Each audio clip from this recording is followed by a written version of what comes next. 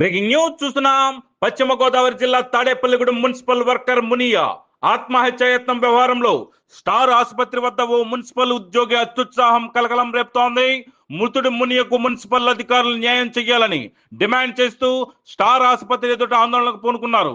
ఈ నేపథ్యంలో ఆసుపత్రికి ఏ విధమైన సంబంధం లేకుండా ఇక్కడ ఆందోళన చేయడం ఏంటని కొందరు ఆసుపత్రి సిబ్బంది యాజమాన్యానికి చెప్పకుండా మునియ మృతదేహాన్ని ప్రభుత్వ ఆసుపత్రికి తరలించే ప్రయత్నం చేశారు.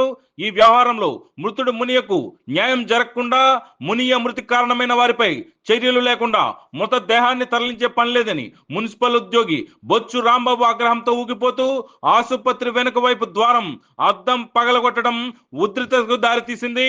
ఈ క్రమంలో రాంబాబు చెయ్యి తెగి రక్తస్రావం కావడంతో అతన్ని ఆసుపత్రికి తరలించారు. అంబులెన్స్ లో అక్కడే ఉన్న ఎస్ఐ బాదం శ్రీనివాస్ పోలీస్ సిబ్బంది మున్సిపల్ వర్కర్స్ ను వారించి చాకచక్యంగా మృతదేహాన్ని ప్రభుత్వ ఆసుపత్రికి తరలించి గొడవ సద్దుమణిగేలా చేసినట్లుగా తెలుస్తోంది. ఈ నేపథ్యంలో మున్సిపల్ వర్కర్స్ మునియకు న్యాయం జరిగే వరకు ఆందోళన విరమించేది లేదని ప్రభుత్వ ఆసుపత్రి వద్ద ఆందోళన కొనసాగిస్తున్నట్లుగా తెలిసింది. అయితే స్టార్ ఆసుపత్రి యాజమాన్యానికి ఏ సంబంధం లేకపోయినా ఆసుపత్రి వద్ద అత్యుత్సాహం ప్రదర్శించిన ప్రభుత్వ మున్సిపల్ ఉద్యోగి బొచ్చు రాంబాబుపై స్టార్ ఆసుపత్రి చైర్మన్ రవిశంకర్ పోలీసులకు ఫిర్యాదు చేసినట్లుగా తెలుస్తోంది.